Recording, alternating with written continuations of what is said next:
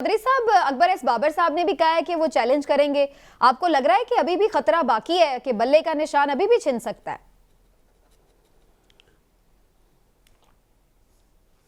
देखिए अकबर एस बाबर साहब जो है वो एज ए स्पॉइलर ही मैंने देखा है उनको। जब भी वो आए हैं वो कभी भी कोई कंस्ट्रक्टिव काम तो उन्होंने नहीं किया है। पहले वो फंडिंग, फॉरेन फंडिंग के पीछे भी यही चेहरा था, जो केसेस जो थे ममनुआ फंडिंग का पीटीआई का, और अब ये इलेक्शंस के पीछे भी है। जो इलेक्शन कमीशन का फैसला है, मैं अब यहाँ पे बिल्कुल कह चुका हूँ कि ना तो ये इलेक्शन कमीशन का काम था कि वो पार्टी के इंटरनल मामलात को इस तरह से देखे, या तो अक्रॉस द बोर्ड देखते। अब पाकिस्तान मुस्लिम लीग नून का जो इलेक्शन ड्यू था फरवरी मार्च 2021 में, तो उन्होंने कहा जी कि हम नहीं करवा सकते। तो उनको कहा गया कि ठीक है आप जून में करवा लें। उन्होंने कहा जी हम जून में भी नहीं करवाएंगे। जून से होते होते उनका जो इलेक्शन है या उनकी जो सिलेक्शन थी पार्टी की, वो जाके जून 2022 में हुई, यानी 1.5 साल लगा उनके इलेक्शन होने में। उसके ऊपर तो स्क्रूटनी नहीं हुई इस तरह से, इतनी बारीक बीनी से अच्छा लेके तो इलेक्शन कमीशन नहीं बैठी, और इलेक्शन कमीशन ने जो है उनको इलेक्शंस को ऐसे नहीं देखा। जब तक आप अक्रॉस द बोर्ड ऐसे नहीं करेंगे अहमद बिलाल साहब का जो पिल डॉट के जो पिल डॉट वाले हैं, उनका आर्टिकल है डॉन में, उन्होंने कहा है कि इस तरह की जो स्क्रूटनी है वो अनप्रेसिडेंटेड है। इलेक्शन कमीशन ने कभी भी किसी जमात को इस तरह से जो है स्पेसिफाई करके स्क्रूटनी नहीं की है। अब पार्टी का इंटरनल मामला है, पार्टी के अंदर जो है अगर कोई शख्स कागज़ ही जमा नहीं कराता, जो कि न्याजुल्लाह न्याजी साहब जो चीफ इलेक्शन कमिश्नर थे पार्टी के इलेक्शंस के, उन्होंने कहा है कि अकबर एस बाबर साहब आए हैं और मरकज़ी ऑफिस में उन्होंने एक वीडियो क्लिप बनाई है और उसके बाद वो चले गए। ना वो किसी मुझे मिले हैं, ना वो किसी और डेजिग्नेटेड जो इलेक्शन कमिश्नर थे चारों सूबों के और वफाक के, उनसे मिले हैं, ना उन्होंने कागज़ जमा कराए हैं। अब जब पैनल ही कोई नहीं आया दूसरा, अब आप पहले हम ये कह रहे थे दिखावे के लिए, दिखावे का क्या मतलब है? अगर किसी ने इलेक्शन वहाँ पे कागज़ जमा कराने थे तो कौन सी कदगन थी, या पीटीआई के पास कौन सी ताकत रह गई है अब कि वो किसी को इलेक्शन में हिस्सा लेने से रोकते? किसी भी मेंबर ने जो है वो अगर इलेक्शन लड़ना था तो जाके कल अपने कागज़ जमा कराते और इलेक्शन लड़ते। अब आपने कागज़ भी जमा नहीं कराए और आप बानी एमक्यूएम की तरह सिर्फ जो है तबाही और तहे तय करने के लिए जो है कमीशन पे काम कर रहे हैं। ये तो आ गया, लेकिन अब इसमें सवाल वही है चौधरी साहब, ये तो बात ठीक है, लेकिन बात ये ना कि अब क्या मसला हल हो गया है या अभी भी खतरा आपको लग रहा है कि बल्ला अभी भी छिन सकता है? जो मेरा बुनियादी सवाल था, कानूनी तौर पर क्या आपको नजर आ रहा है? नहीं, वो तो इलेक्शन कमीशन का जो कॉन्डक्ट है उसके ऊपर तो आप को ये बात, दूसरी बात कहने की सोचने की ज़रूरत ही नहीं है। वो लाजमी इसमें मुदाखलत करेंगे। बाय द वे जो पहली मुदाखलत उन्होंने की है उसके ऊपर अक्रॉस द बोर्ड मैंने क्रिटिसिज्म सुना है। मैंने जिस तरह से अभी काजमी साहब ने कहा कि सितंबर में फैसला आपने महफूज किया, इलेक्शन के बीचों बीच आपने ये जो काम किया है, तो ये आपने किया। इलेक्शन कमीशन को अपनी गैर जानिबदारी जो है बरकरार रखने के लिए भी कुछ इक़दाम करने की ज़रूरत है। मैं समझता हूँ और मैं उम्मीद करता हूँ कि वो इन मामलात में अब मजीद जरूरत से ज्यादा नहीं उलझेंगे, और लेकिन एक बहरहाल ऐसा लग रहा है इमरान साहब के उनके हाथ में अभी भी एक सियासी तौर पे डिफीट हो तो ज्यादा बेहतर है बजाय कि ऐसे काम करने के।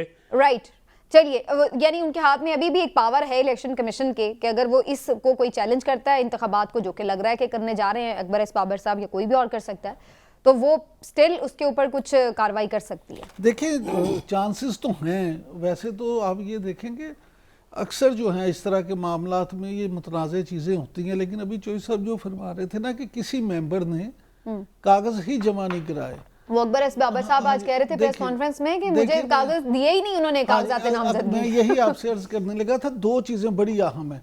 एक तो ये कि आज के इलेक्शन से ये साबित हुआ है कि पार्टी का चेयरमैन बनने के लिए ज़रूरी नहीं कि आप मेंबर भी हों, क्योंकि बकौल परवेज़ खटक साहब, हाँ, उन्हें तो निकाल दिया गया था पार्टी से। उन्होंने कहा है नहीं, परवेज़ खटक साहब ने कहा है कि उन्होंने जो है इनको मेंबर ये लाए थे पीटीआई में बैरिस्टर गोहर को, उनके 2011 में सर निकाल दिया था इनको पार्टी नहीं, और उनके बकौल इन्होंने आज तक अपना फॉर्म भी फिल नहीं किया हुआ। अच्छा, पीटीआई ठीक का है। परवेज खटक साहब के बकौल। दूसरी बात ये नहीं समीना, हाँ वो जी, अकबर एस दूसरी बाबर बात- की बात हाँ हो रही जी। है 2011 वाली। वो जी सर, मैं भी उन्हीं की बात हाँ कर रही हूँ कि अकबर एस बाबर साहब जो हैं वो तो उन्होंने मैं निकाल दिए गए थे मैं- पार्टी से, तो मैं- वो कैसे बन सकते मैं थे? यही कह रहा हूँ। दूसरी बात आ जाते हैं अकबर एस बाबर साहब की तरफ कि वो उनको चेयरमैन पीटीआई जो हैं वो बाकायदा उससे निकाल चुके हैं।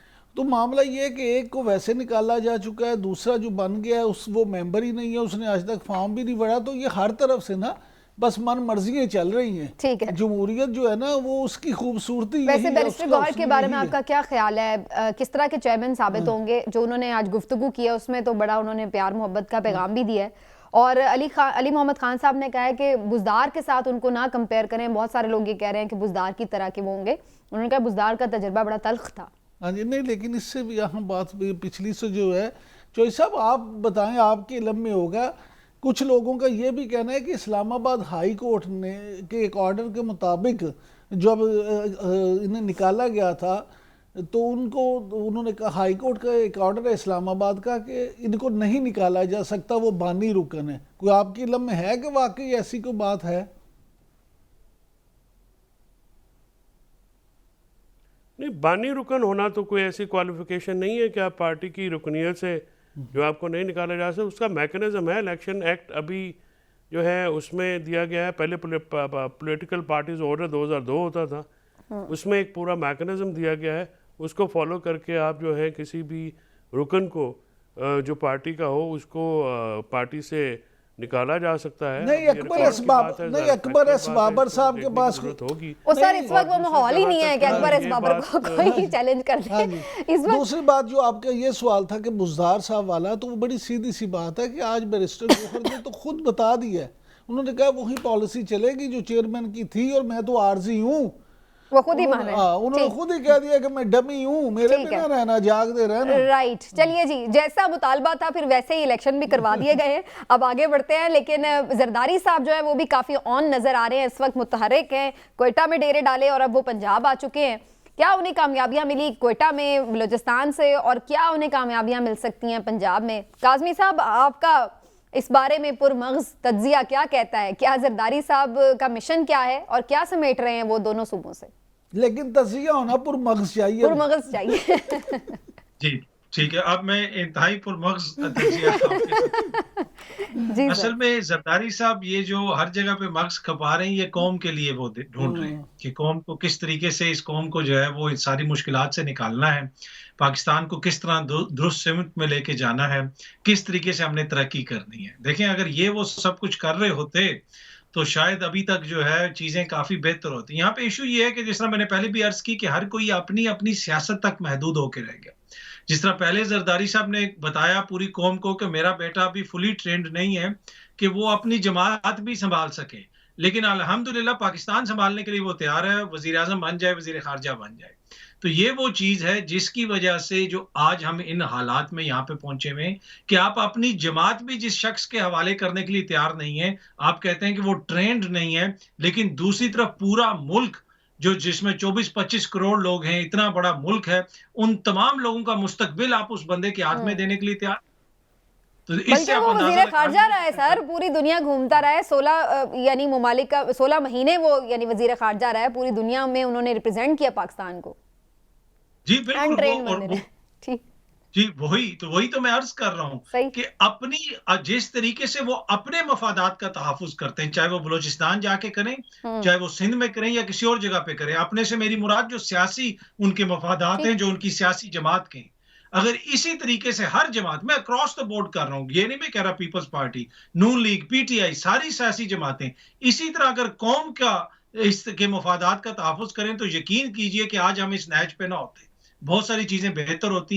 पर ये अनफॉर्चुनेट साइड है हमारी सियासत की कि उसमें कभी आपको वो कोई एक बयानिया नजर आता है, कभी दूसरा बयानिया नजर आता है। जरदारी साहब वहां पे जो भी कर रहे हैं वो सिर्फ और सिर्फ अपनी सियासी जमात और अपने बेटे वो के तो जाहिर है सियासी इस वक्त तो सर सियासत इलेक्शन से पहले तो सर सारे सियासतदान करते हैं ही, जाहिर है सियासी जोड़ तोड़ भी चलता है, लोग इधर उधर भी जाते हैं, लेकिन कोई आपको फ्यूचर नजर आ रहा है पीपल्स पार्टी का? रिसेंट अगर हम बात करें इलेक्शन के लिए, पंजाब में कुछ कर सकती है पीपल्स पार्टी? देखिए, पंजाब में पीपल्स पार्टी और खैबर पख्तूनख्वा में परवेज खटक एक ही पोजीशन में है। मुझे नहीं लगता कि वो दोनों कुछ करेंगे। हाँ, राइट। सिंध में पीपल्स पार्टी जो है अपनी हुकूमत बआसानी बना लेगी, अनलेस कोई बहुत बड़ा उनको सरप्राइज ना दिया जाए। मुझे नहीं लगता कि सियासी तौर पे पीपल्स पार्टी को कोई चैलेंज है सिंध के अंदर। सिंध में मुझे पीपल्स पार्टी की हुकूमत बनती हुई नजर आ रही है।